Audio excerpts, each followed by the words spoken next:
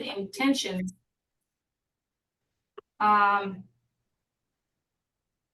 The 2024 theme for Lean and Vulgar is leading with intentions. For this year, we'll have 8 sections total, of which 2 will be virtual, January and February, and then the rest of the year will be in person at the Adventive office. So really look forward to see face to face many of you in the in-person sections. For today, the topics that we have Julie Kummet. He's a registered dietitian nurse at Rocky Mountain Hospital for Children in Denver. She will be discussing the journey, the excitements, and the fears of discovering new purpose. The importance of stretching oneself to bring unexpected opportunities while maintaining balance. And also, as a bonus, Julie will share, her free guides or advice on a balanced diet and approach to nutrients. About Julie, she is a clinical dietitian supporting pediatric and neonatal intensive care patients at the Rocky Mountain Hospital for Children in Denver. She started her career in adult dietetics 4 years ago and moved over to pediatrics and neonates to pursue her passion to taking care of little patients and their families. Before this, she spent 16 years in retail management, honing her leadership, operations, and employees and team development skills.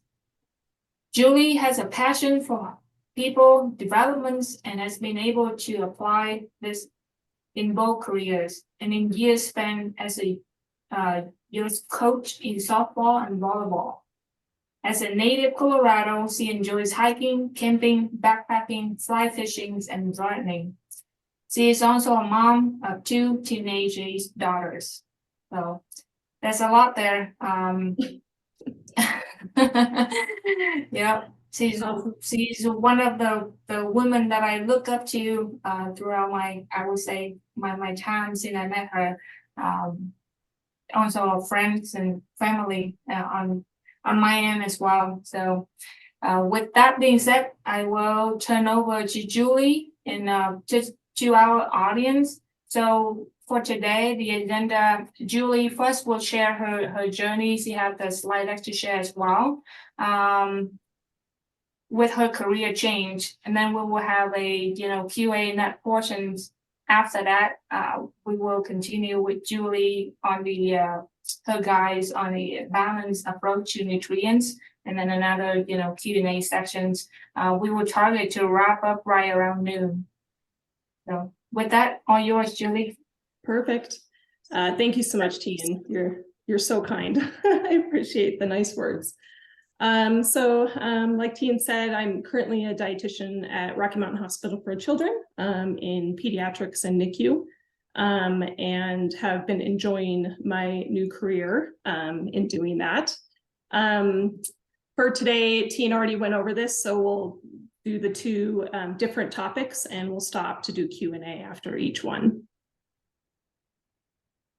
So when I was asked to kind of share about changing in careers and finding different purpose or journey, I was trying to decide how am I going to approach this? How am I going to share with this group, learnings, things like that. And in my past, when I've heard people speak or just talked one-on-one with people, I always really appreciate hearing about their story and their journey, even if they're just, telling it in a storyline and recollecting on it. I always feel like I get a lot of insight and learning from them. So I decided I would just kind of take you through my story and my journey. And to start that, it actually kind of starts way back when right after graduating from high school, I got an opportunity to coach. My dad was coaching competitive softball at my younger sister's softball team. And I was the assistant manager or assistant coach of that team. and immediately fell in love with coaching. I didn't know, I hadn't coached before. I liked impacting the lives of these younger people. I was still young myself, but younger than me. I loved watching them grow and develop. And I loved being a part of a team and elevating that team kind of on a mission or on a goal, a team goal. So really have loved it. I've coached throughout the years here and there, softball, volleyball. I've done rec, I've done competitive, and I'll walk away from it for a little bit, and then I always come back to it and just really love that component in my life and how it fulfills me. And it was kind of the first real strength I realized I had and could utilize. Also, right after leaving school, I went ahead and enrolled at CU. I didn't know what I wanted to do, like a lot of people when they graduate from high school. I knew I had an affinity for math and science. I knew I loved math and science. And my two older siblings had went to CU and were going to school there for engineering. So I said, hey, I'll enroll in the electrical engineering program. And started up with that.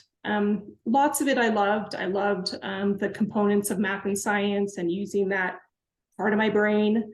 But as I was progressing through the program, it just didn't feel right. Something wasn't quite right. I wasn't feeling fulfilled with it. So I was about 3 years into the program. I was pretty far.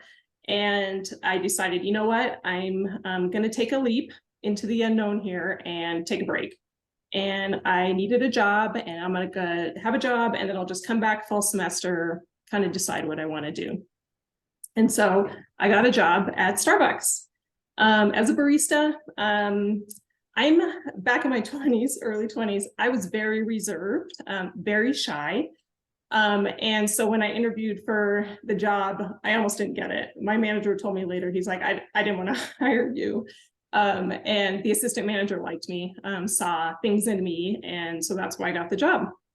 And it's kind of crazy because if you're applying for a job at a coffee shop, to be reserved and shy is probably not the best skill to have. You're going to be talking to people all day long. But something came out in me and something I started to realize, and that was that I loved serving people. I loved serving others, making their day better, giving them something that enlightened their day, and started to have pride in that at the job, and it brought me out of my shell. I am a hard worker, and I had already discovered that I liked being a part of a team. I liked elevating a team. And so those skills really played well in that environment. So within the first year of my time at Starbucks, I worked my way up to a store manager position. So I was in the store manager position for about 6 years, had lots of awesome opportunities. I worked in lots of different locations. I got an opportunity to head up to the mountains. I love the mountains. So I worked in these challenging stores up there. They'd go from triple business in the on season, and you'd have to prepare for that. I got opportunities to dual store manage, oversee several stores at one time. As I continued to hone these skills that I didn't realize I had at the time, or some of them I didn't, I started to hone them while I was there, realizing that that math and science component that I love could come out as problem solving in this environment. And especially problem solving with these high volume stores.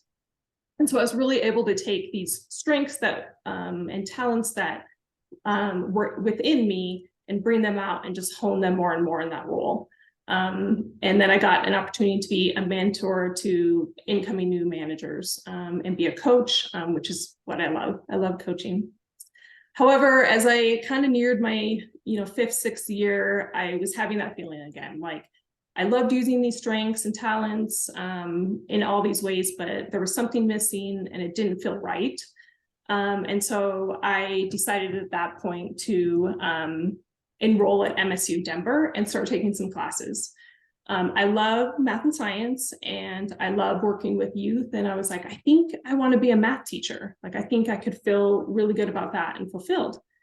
And so I started taking classes, was kind of excited about this new unknown path I was going to go down while I was still working at Starbucks. And lo and behold, an opportunity came up at Starbucks.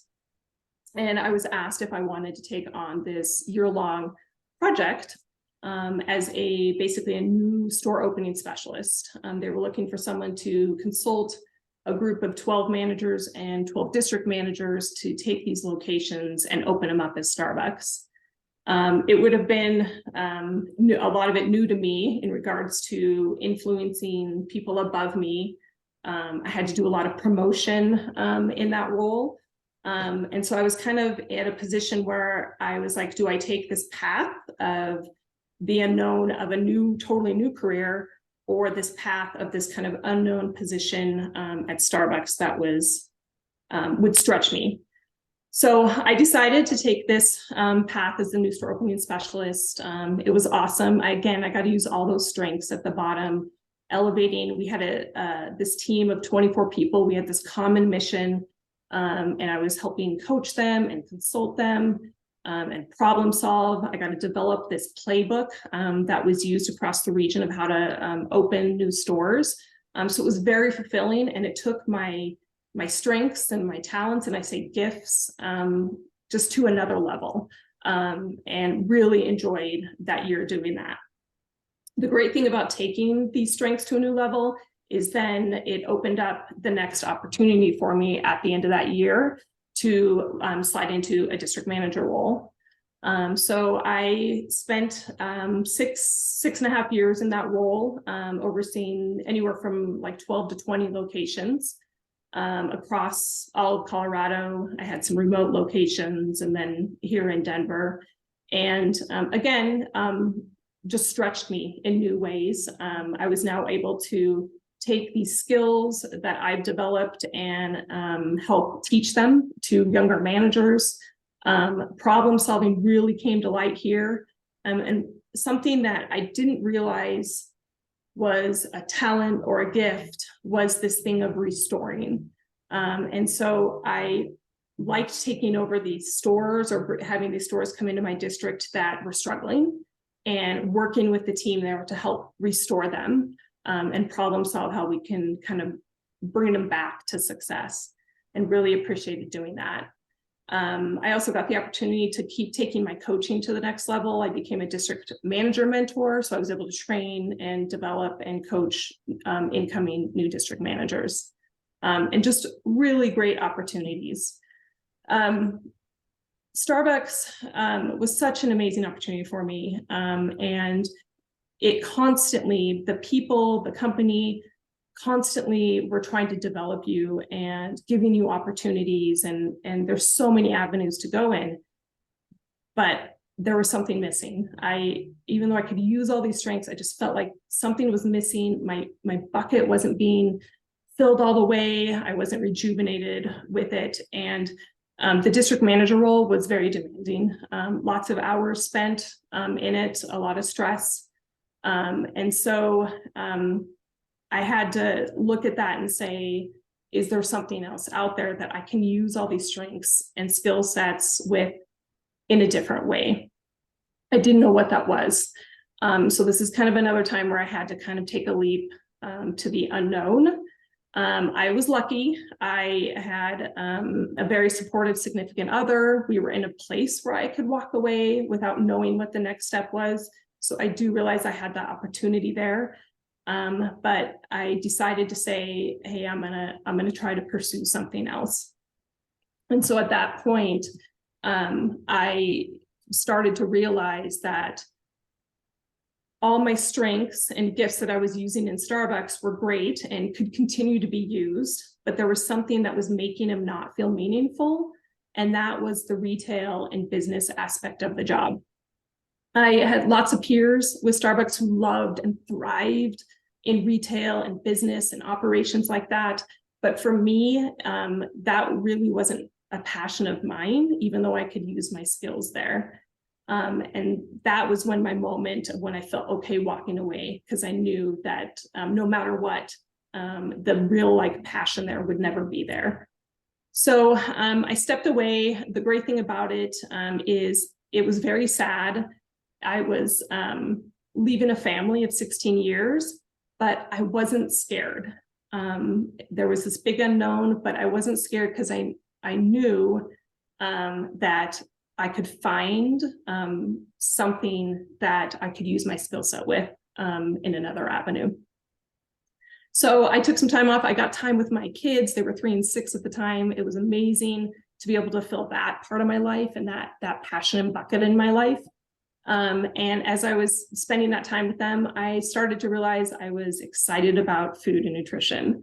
I was reading research, just in my spare time and analyzing stuff, and loved the culture about food and the social aspect and how it could impact well-being and health.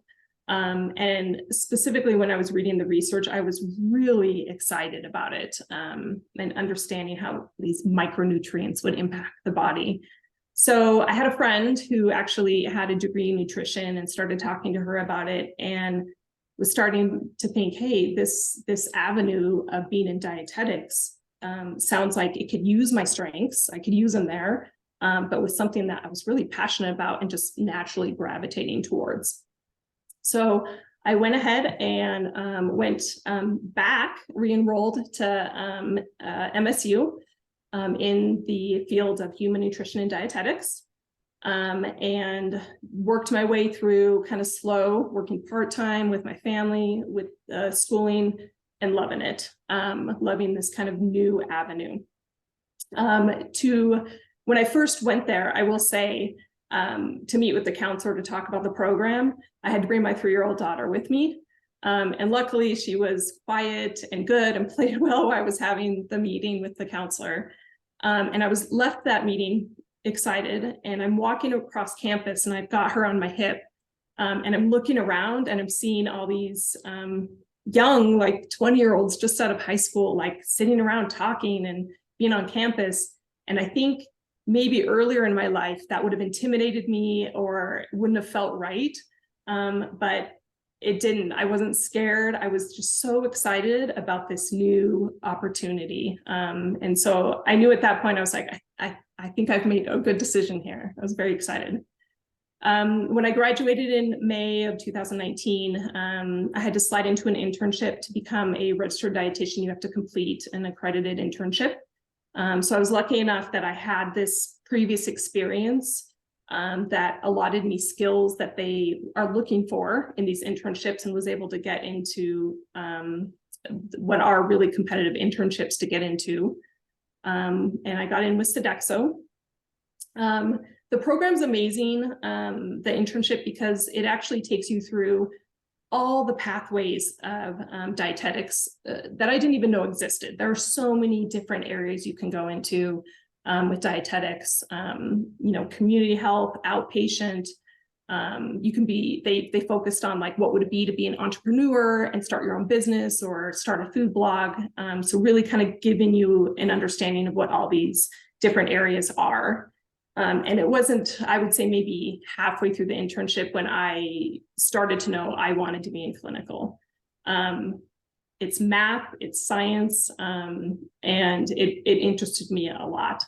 So when I ended that internship, I immediately started to look for roles in the clinical setting. I was able to, or I knew this was the right path because I could use the math and science.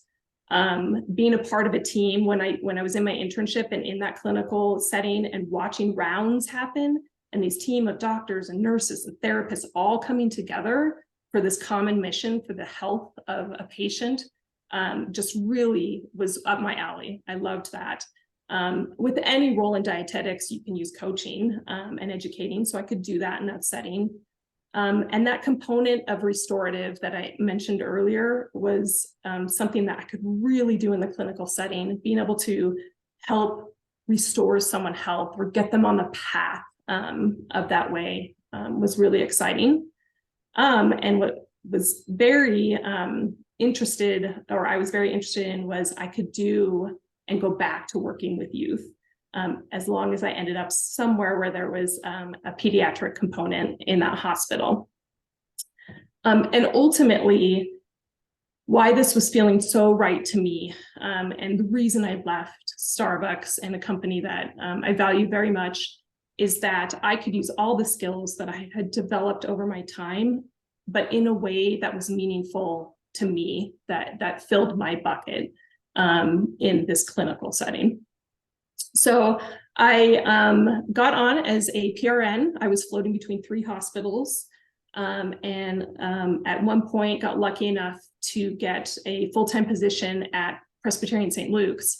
And that was great because they also had the pediatric side, which was Rocky Mountain Hospital for Children. And it was the only one in that system that had the pediatrics unit. I started an adult and eventually started to be able to be cross-trained and work part-time in pediatrics, which I was loving. And then a new opportunity came to me, and it wasn't so much of a stretch because it was NICU. So it was kind of, leading towards the pediatrics youth side, but it was an area I hadn't ever thought of, hadn't pursued or looked into. The opportunity just kind of presented itself. And it was exciting. It's a specialty. And it's not something in the general degree that you get education on. So it was definitely unknown territory for me.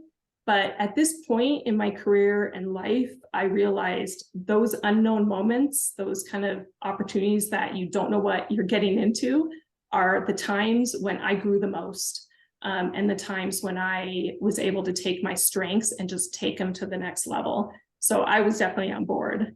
So over the last 8 months, I've been I've been part-time in pediatrics and part-time in NICU, and loving it. It's just such an amazing experience. And to be able to help these young kids, even down to 24 weeks old, it feels very meaningful to me. And I feel grateful that I'm here in this place. So that story and journey of mine, I just like to reflect back on what I've learned and what are the key learnings for me in hopes that, it can be helpful to others, even just one other person. But one of the key learnings I've had is to know your gifts and talents. Those really are what helped these opportunities show up for me. And they really are what helped drive me along. One of the tools that I came across actually early in my Starbucks career was a book called Now Discover Your Strengths.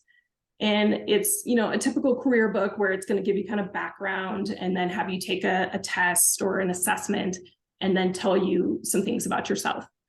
What I loved about it, it wasn't your typical strengths. It wasn't like, oh, you're good at time management and project management. It was really deep strengths. So I brought up one of them earlier, restorative. And so it said, hey, this is one of your top, strengths, restorative, but it went into like really in depth of what does that mean and why would that be important to me? And how does it make me show up every day in whatever I'm doing? And it really helped me understand myself better. And to this day, I will pull out that sheet that kind of gave me my top strengths throughout all these points that I've made these changes. And it's 100% still applicable to what I'm doing and kind of gives me guidance on how to keep moving forward in different paths. I will also say I am a true believer that it is more important to hone and elevate your strengths than try to address your opportunities. There's some opportunities you have to, get a little bit of skill on so that they don't hold you back. But really where our growth and our success comes from is taking our strengths and just continuing to hone them and elevate them and take them to the next level. The one other thing about knowing our gifts and talents is I think it's important not to celebrate them and not to say, oh that's natural for me. I think we should celebrate them and own them and not be afraid to share what they are and appreciate them. And on the other note, I think it's important not to fake our talents and strengths. For a long time in Starbucks, I felt like I had to be strong at certain things to be successful as a manager. And I saw a lot of my peers who had these strengths that I was like, no, I have to be strong at that. And I try to work towards it. And I'd say, yeah, I'm strong at that. When really I wasn't. And I didn't need to be. The strengths I had made me successful at Starbucks, even if they weren't the same as what everyone else thought they should be. So I encourage to not feel like you have to fake your strengths. The second learning I've had along the way is really embracing the unknown. These new experiences, every time I walked into something unknown, it just honed my strengths so much more and elevated them so much more than when I was in the same place for so long. And really, every time we step into the unknown and kind of embrace it and work on these strengths, all it does is just prepare us for the next future purpose, even if it's in the same place where we were, but give us a new purpose for our future. And I really started to realize that we are more equipped than we really think we are. I think we think about these unknown experiences like, I'm new, I don't know what I'm doing, but we are well more equipped than we really think we are. And then the last thing is around purpose. And my learning is that purpose is not a single thing. I think we often think about purpose and think, oh, okay, if I can just find my purpose, everything's going to be okay, and I'll be good from then on out. But purpose is not a thing that you're this one thing you're trying to achieve. It's really about a journey of just finding ways to utilize your strengths and these gifts and make them better and be able to give them back. And that changes all the time in our life, that how we're using those gifts and who we're using or who we're impacting is constantly changing. And so being able to just be on that journey to do that, I feel is more what purpose is than finding that thing. I came across this a couple years back from Deepak Chopra, and just some advice, and I think it's very fitting about make a list of your unique talents and then list all the things that you love to do while expressing those talents. And it could be all the things that you think you would love doing, being able to express your talents. And I think just that reflection and journaling or writing those things down can help us keep on a journey of being purposeful. So with that said, I just wanted to open it up to any Q&A about anything I shared. So Julie, I just want to let you know I was not being distracted, but I threw a couple of links into the chat to, I think, free versions of the Clifton Strengths Finder. So at least if anybody wants to just try it out, there are links in the chat box. Perfect. Thank you so much, Kat. And Julie, you know what, while you going through the slide deck and especially the last few slides, I felt a cold, brand basically just ran across my back. Just like Kat said, here's the goosebump. Thank you. It jives so well. And basically, I know some of us here in this call been through the journey of, to go into the unknown and stay on top of it. And here we are today, very different from a few years ago, being so afraid of, I don't know if I can do this. And now we hear and we say, yes, I did it. And I'm awesome. So one more time, your story to confirm that we have to embrace the unknowns and know that we are so strong. We are stronger than we think. So again, thank you so much. And now the floor open, for Q&A to our audience. Go ahead and, fire away to your question to Julie. So Julie, just so you know, it's been a running joke for a couple of years now that when I get goosebumps, it's an official lean in. So that now that Tian got goosebumps, it counts. It's in the book. Excellent. Oh, wonderful.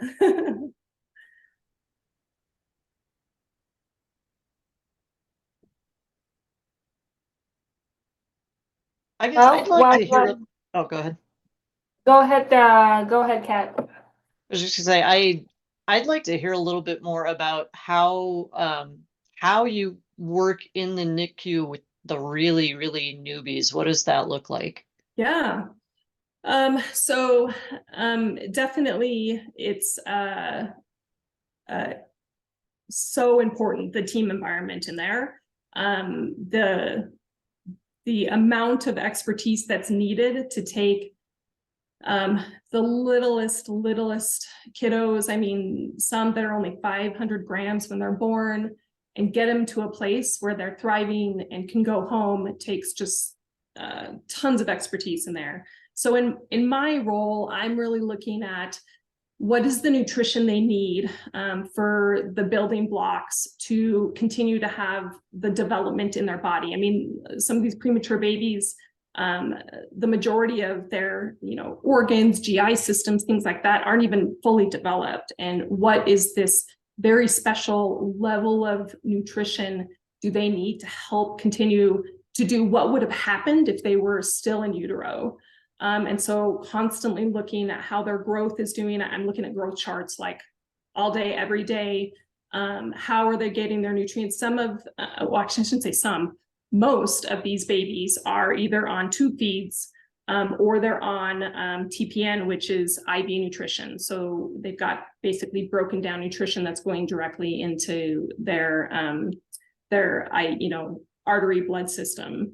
And so being able to look at that every day and say, is this the right composition of nutrition? Are they tolerating it with such a immature GI system? And often we have to use different avenues to be able to give them all the nutrition they need to be able to continue to grow and develop. And eventually the goal is that they're eating, because little premature infants, they're suck, swallow coordination doesn't happen until 34 weeks of gestation.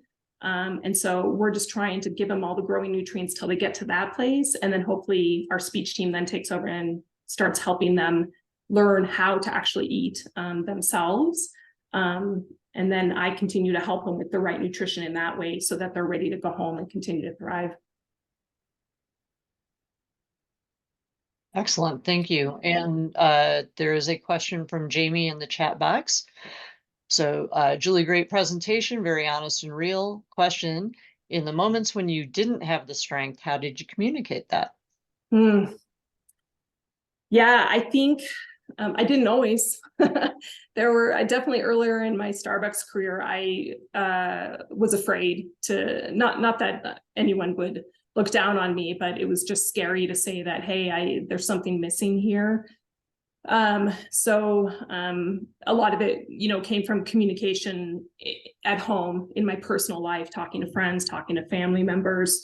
And then as I would like when I went to the first time, when I enrolled in MSU, and being in classrooms with other students, those felt like a really safe place to talk to people about, like, what does this look like and how do I make change?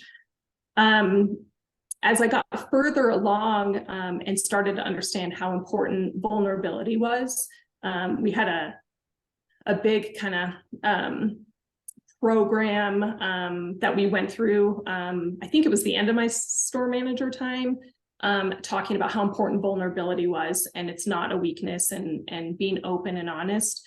And that really helped me because the company was pushing for that. So it really helped me to say, it's okay to just tell someone this doesn't feel right. And I'm not going to be shunned for it. And it's not like they're going to write me off and say, oh, well, then we don't need to worry about her anymore. She's not interested. So just like saying the words, saying, I just don't know what I need. And I just know this isn't right. So that component and understanding how important vulnerability was what's allowed me to speak up. Excellent. Excuse me. And Audra just put in the chat box that Brene Brown has some powerful TED Talks and books on the power of vulnerability, which was going through my mind right at the same time. So, Yep, that's actually when we did our program, we watched a lot of Brene Brown actually. So I love her. Yeah, that's perfect. well, and it cracks me because I don't know what my deal is. I love watching her, but I can't read her books to save my life. Oh, There's something about her writing style that is off-putting to me, but when I'm watching a TED Talk, I am in 100%. yeah, it's very, very rich. Like, like I can read a little of it and then I've got to just like process. Yeah. Yeah, So maybe that's way- it. Maybe it's my yeah, Audible books definitely a great idea. Yeah. Great humor in her audio book too, Tiana, are you talking about this or someone else? Yeah, about There you go. Brene Brown. Yeah, I'm a fan of her audiobook, but I'm with you. Like the book would just put me right off to bed. Like, And Jamie just yeah. said that her podcasts are great too. Absolutely agree. Mhm. Well, that's one thing that we considering this year. If if WOA can get her to be a guest speaker, that's going to be a tall task, but we will try because I think many of us will have benefit of interacting with Brene Brown. That's great. If we would have any other questions, so I do have a question, Julie. Yeah. And so your journey has been amazing. My question would be, what's next? What next? It's funny because when I was reflecting on this, I realized I've never been a person who has like the 10-year plan. Whenever I got asked about it, I'd be like, this is too much pressure. And I always thought that maybe was an issue or a fault, that I didn't have this like idea of like, here we go, this is where I'm headed, and this is my 10-year plan. But what I realize now is I don't really need necessarily a specific plan. I just know what I need to fulfill, and what's going to bring out those skills and bring out another purpose, another journey of purpose, whether that is staying where I'm at, just adding on other stuff or trying new things, or just moving in different directions. And I will say something that has come across my interest is teaching at the university level, just as like an associate, one class to start. I love teaching, I love coaching, and I feel like it would be a nice complement. And I love actually working in clinical and working directly with patients. So knowing that I could do that and then on the side, potentially be doing teaching as well, it excites me. And I know it fits within those areas that bring purpose to me. That's just awesome. It's a jive with me that there's a multiple roads in life, and then when you pick a road to go, and then there'll be so many more branch open in front of you. It's limitless. That's a perception. Definitely. Yeah. Well, good. We have time for one more question before we move on to the next sections. Holly's got one in the chat box. Let me read. It looks like one of your big points is to be brave when stepping into a new career or mission. How did you know it was time to stop investigating strengths and start taking action? Say that last part again. How did you know when it was time to stop investigating strengths and to start taking action? Oh, okay, that's great. Wow. Yeah, good question, Holly. I would say I feel like that time near the end of Starbucks, it felt at the end, it felt sudden, like, no, I know I need to take action. But when I reflect back on it, it was very gradual, like the feelings and that something wasn't right. It actually was happening over a good period of time. And I think I don't know if there's a moment, but I think when I realized that my strengths and my gifts, I wasn't using it. I wasn't using them to the fullest. And even when I did use them, I wasn't excited. Usually when I'm like coaching or teaching, I'm like, energy and excitement. And even when I was doing that, I wasn't excited. And I think that's when I started, like, it scared me, actually. I was feeling complacent and like I wasn't being true to myself. And I think that was the moment when I realized that the things that I love and the things that I'm good at, I was doing subpar. And that was kind of the moment where I was like, I've just got to do something. I can't do this anymore. I hope that answers the question. Yeah, thank you. Perfect. Well, thanks for the great questions. Are we okay to move to the next? Yep. Okay. And any other more questions you can drop in the chat box, and we can circle back on this on the last. Perfect. All right, so being a dietitian, I'll give you guys a little bit of information from nutrition side. I am a very, I'm a believer that nutrition is about balance. I realize whenever I speak to groups or do things like this, I realize that different people need different things. Certain people have conditions that are very specific and require very specific advice and very specific science, things like that. But in a general sense, if we're just talking about nutrition and health, I really believe in a balanced approach because, like I said before, food isn't just about health. Food is about culture and time with family, engagement.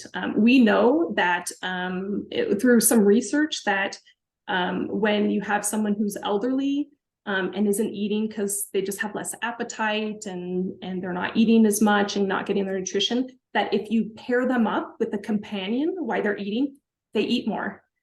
So we know how important like social aspect is to eating, and of course health and well-being. So because it's so much more than just simply physical health, I think having a balanced approach makes sense.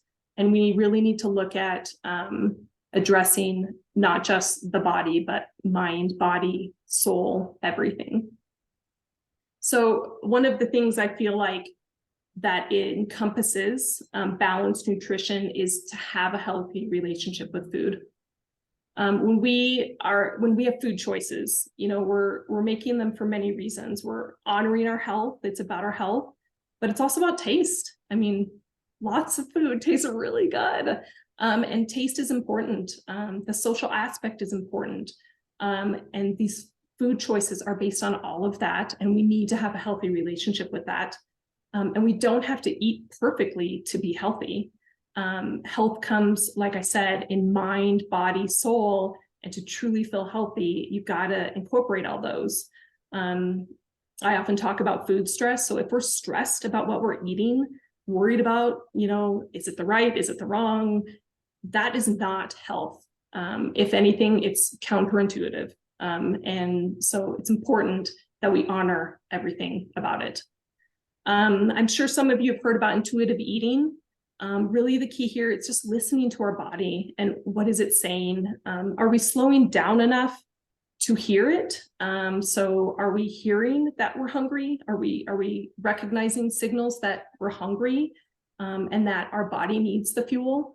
When we're eating and taking our time to really taste food and be with it, are we hearing and seeing and feeling the signals of fullness and letting our body be our guide?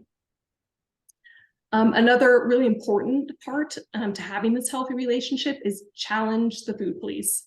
I love this. I came across this not too long ago and I was like, this is the perfect statement. The food police could be, social media, could be other people telling us stuff, could be articles, but it also could be us in our head.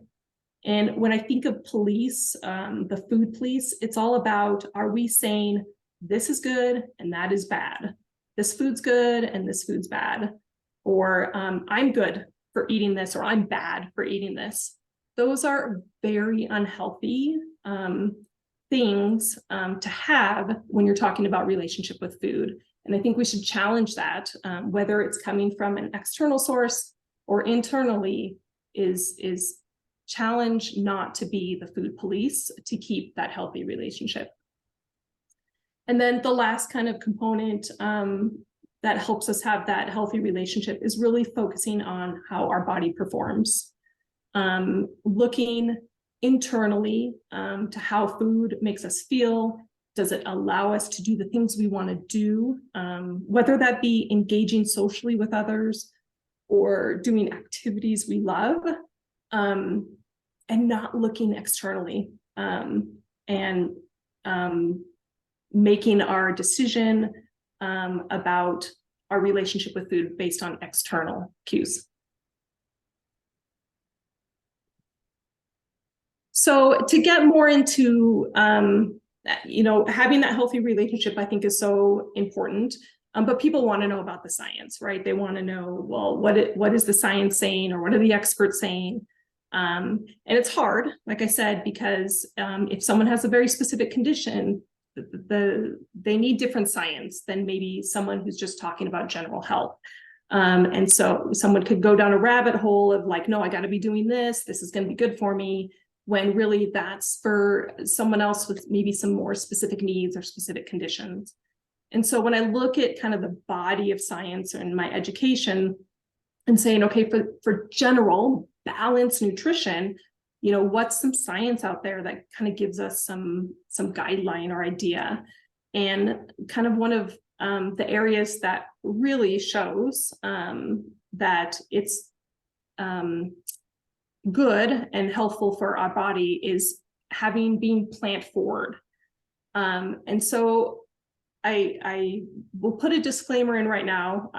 I'm not promoting be vegetarian, be vegan. I eat meat. It's not about don't do that. It's about saying put plants forward in your day-to-day balanced nutrition. Are they there? Are they represented? And the reason being is they are nutrient dense food. So as you know, the vitamins and minerals in plants, fruits and vegetables and grains is plentiful. And these vitamins and minerals are really the building block for how our body functions. Everything from our immune system, how we metabolize energy. I mean, there's so many different vitamins and minerals we need just to be able to use the calories we eat. Inflammation, how our heart works, how our eyes work. Like these vitamins and minerals really are the building blocks for how we structurally and functionally work. And they're just so much more nutrient dense than other things. So that's where plants really can play a big role in just general balanced, healthy nutrition. Plants also have fiber. Most of the time when people are talking about fiber, they're talking about bowel movements. I talk about those every day in my job.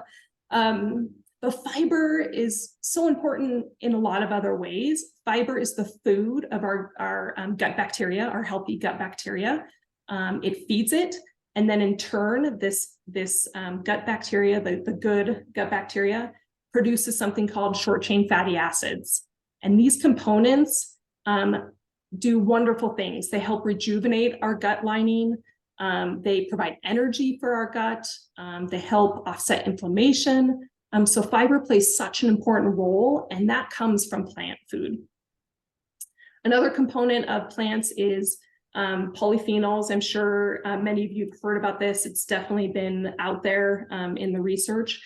And these extra components to plants are critical for antioxidation properties. So they're kind of offsetting any sort of oxidation or damage, things like that. And they're very plentiful, especially when you get to really colorful fruits and vegetables. They've got more polyphenols. And then the last kind of component is the type of fat in plants. So there's monounsaturated, polyunsaturated, and then saturated fats. And it's very easy, especially in the media, you'll hear saturated fat's bad, you know, polysaturated omega-3 good. But the reality is all fats have all of those components. They're just balanced in different ways. And with plant oils, plant fats, they tend to have more of those omega-3s and those healthy omega-6 fats in them. And we need that balance to be heavier on that side, because those type actually help our body, the pathways at which they're metabolized. The pathway could be more towards inflammatory, or the pathway could be more to anti-inflammatory. And those omega-3s, they keep us on that pathway to anti-inflammatory. So seeds, nuts, and then of course, any of those plant oils can make a difference. Now, I will tell you, like, people often are like, and this makes sense. There's so much information out there, and it can be hard to get started if you're like, I want to like try something new or make a change. So they want guidelines, they want a diet. And diets, I go back and forth on. I think it's really about eating patterns. And I don't really want to say diet, because diet comes with negative connotations. You often hear restriction or good and bad. And so it's just really, how do I adapt my eating pattern? If you're looking for one that would be like, hey, this would help kind of be plant forward, one of them is the Mediterranean diet or eating pattern. No, I'm not saying this is it, like do this and you're great. This is just a tool and a guideline. If someone's like, I need some guardrails and I need an idea of like where to get started, or how to like just kind of look at this overall. And the Mediterranean diet, as you know, it revolves around kind of the eating patterns of people who live around the Mediterranean Sea. And they have a history of longevity and less disease and chronic disease. And so it's been studied a lot. There is a ton of research that's been done on this eating pattern. And that says a lot, because it's really hard to research food and to actually control for it to see if there is actually results. And so since there's such a bountiful amount of research, they've been able to show that there is convincing evidence that this can help with things like chronic diseases, help reduce possibly maybe the incidence of certain cancers or type 2 diabetes. And I'll say convincing evidence that by all means, there's no way we could say, yes, this is the cause, this is the effect here. It's just, there's a lot of evidence that shows it can possibly help. And the key thing I want to point out with this, if you look at the pyramid, and the lower part of the pyramid just represents more of this, and the upper part of the pyramid just is less of this. It's not about don't have this, you can't. It's more about like, hey, just balance more of this, maybe a little less of this. And you can see at that bottom of the pyramid, it's fruit, it's vegetables, it's grains, it's plant food. Of course, still getting, some protein in there from meat, animal sources. There's still sweets in there, but really having that a balanced amount of that plant food that's going to provide all those nutrients I was talking about previously. A couple other infographics that can just help. Again, it just is a nice kind of like, oh, if I look at this and I can look at a plate and say, what does my plate look like? Does it look balanced? Do I have, fruit or vegetables or plant food represented? Again, I don't promote analyze every plate you have. That's not healthy, but just using it as a guideline of saying this is like a pattern of how I can eat, being able to incorporate these plant foods that are going to give me all these nutrient dense components that are going to help with function and structure of my body. The one on the left is from the Harvard School of Public Health. And the one on the right is the My Plate from USDA. And as you can see, like 3/4 of the plate is represented by plant food. The last thing I just want to quickly touch on when we talk about having a healthy relationship with food and having balanced nutrition is being able to handle all the information coming at us. and how to make sure that that information we're deciding to actually incorporate or receive is accurate and appropriate. And knowing that most of you work in science, you understand the importance of really looking at science accurately. And so any information, whether it's coming from social media or anywhere else, should go back to something that was published in a peer-reviewed journal, so that we know that experts have looked at it, they've vetted it. These reports should be able to disclose methods used, what type of subjects, were they mice, were they human, how many participants were involved. And I think a very big one is this new findings all on its own, or is it new findings with the context of a lot of previous research? And in that case, we know that it's been vetted and it's been built on, and we're now at a point where theory is turning into an association that this could be beneficial. Versus if someone is ever saying, oh, the research is on its way, or the research is currently on its way of doing this. It's not vetted, it's theory, and we should take it with a grain of salt. I've listed a bunch of red flags you can use when you're like hearing someone, if someone's telling you something, you're seeing on social media, you're reading a report, an article. These are some red flags that I would just say be aware of and say, hey, okay, I've read this, but it's not, I don't feel confident it would be something that I would want to implement. And a couple key things. One, if there's dire warnings or danger, the kind of fear thing, I would question it. If something's saying, do not eat that, that has sugar and it's over, like it's all over, like things like that are things to be wary of. It goes back to that is bad and that is good thing. Obviously, if the testimonials have no science base to them, I'd be cautious. And then going back to the where is this information coming from? Is it coming from this small set anecdotal information, or is this coming from a huge base of research that's been going on for 40 years? Those are things that can help you kind of understand, is this information something that I should take more seriously? So I don't want to run out of time. Sorry, I sped up there a little bit at the end, but just wanted to open it up because there could be any variety of questions around nutrition. Thank you so much, Julie. I think we have one question. Before we go into question, it's still 30 seconds.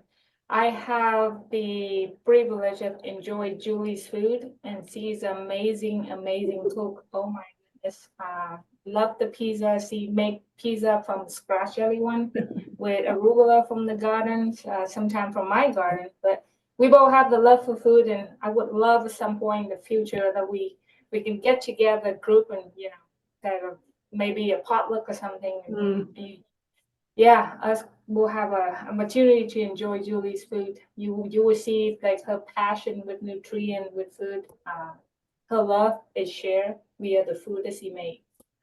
And ditto, put it out for your food and passion. Thank you. We have one question to Julie. Do you have a few trustworthy source for nutrient info? Like a kind of a resource to go to if so I was wondering, okay, so your neighbor comes up and says, I heard that coconut oil is gonna give you cancer. Somebody tosses out some truly inflammatory statement. Where do I go to do some research and find out what the current thoughts are? Gotcha.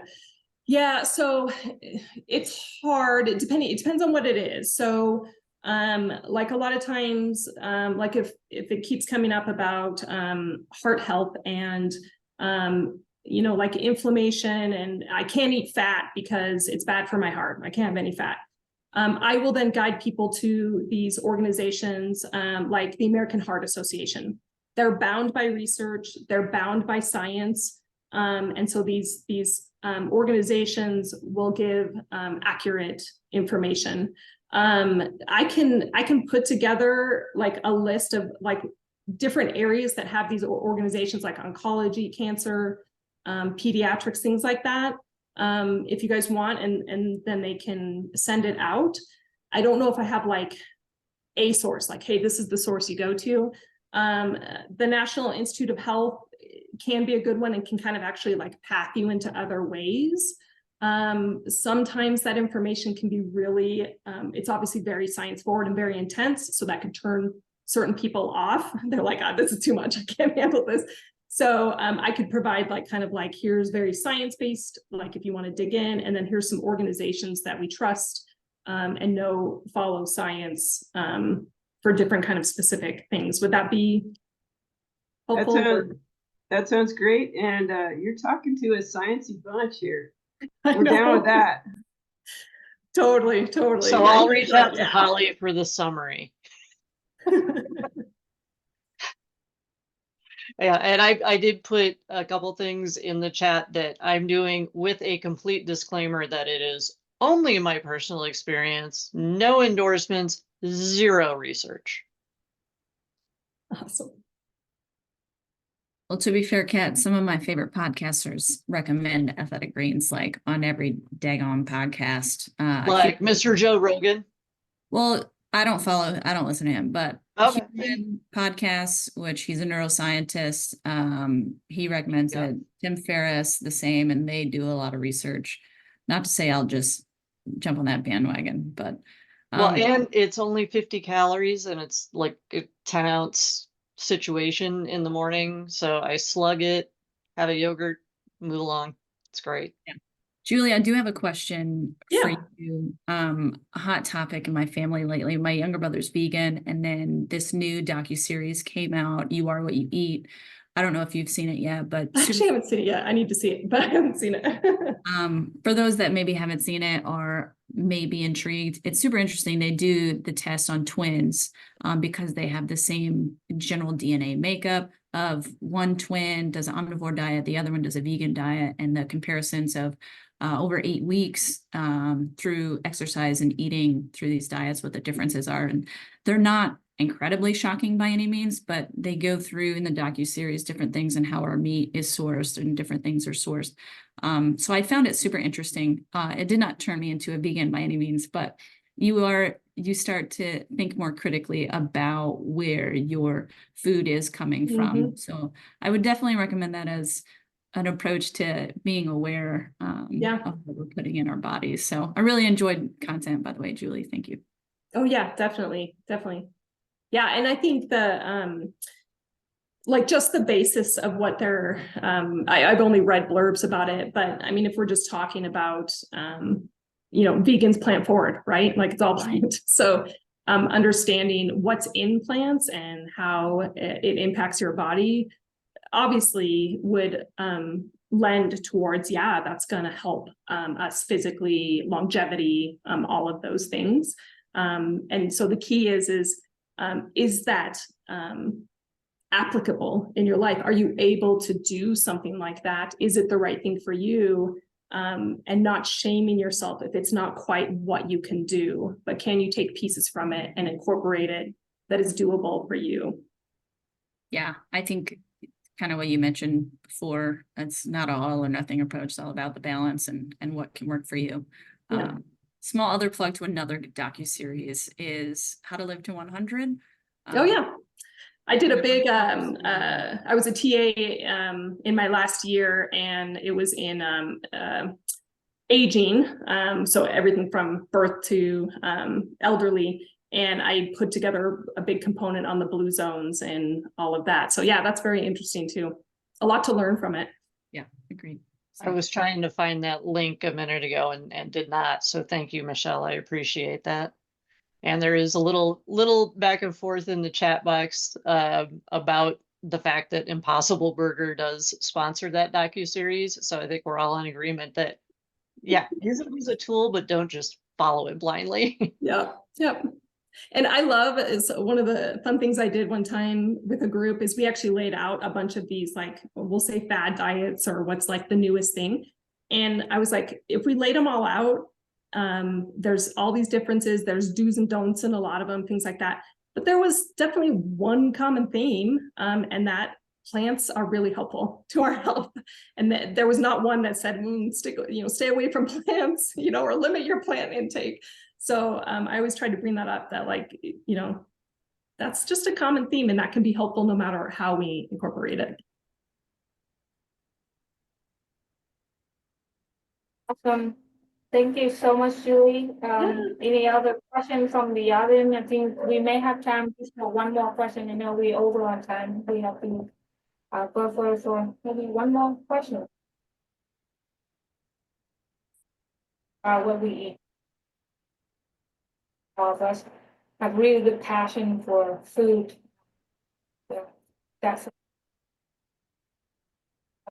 I'm definitely down for a potluck at some point because I'm married, as many of you know, to a phenomenal chef who is very passionate. And I can make Addie maybe come up with a healthy dessert option. My daughter's a trained pastry chef, Julie, so she's not the one we go to for all the balance part. That's awesome. My oldest daughter she's in her junior year and she's heading that direction. She's very excited about it. Nice. Where is she at school? But just high school. Yeah. Oh, okay. She's doing the Pro Start program, so she's getting college credit for it. And yeah, it encompasses cooking too, but her passion is pastry and baking. So if she looks at Escoffier and you guys decide that that's a possibility, reach back out to me, because with a referral, you get a discount on tuition. Wow. Okay. Yeah, that's definitely, that school has been on our radar. So great. Awesome. Excellent. well, actually, when I was in hospital, Kat, you brought in the cupcake for my baby shower thing. Julie was there, so Julie actually have a taste, of your daughter's cupcake, which is wonderful design. See, it's a small circle. It was delicious. I was gonna say, I didn't get to taste them, so I hope that they were good. And it was my fault that the color was so intense, because I just sent her the logo and asked her to match it. He nailed it, but poor Tian's kids' teeth were green and for a while. Oh, I have my kid Hayden and Liam to take care of the what do you call it? All the color stuff. Well, it's kind of funny because Addie really enjoyed that on a different level, because her day job is actually a full-time cake decorator at Whole Foods. So because all of their dyes are plant-based, they're not as vibrant as artificial cupcake colors. Super awesome. Thank you so much, Julie. Yeah, Julie, thanks for having me.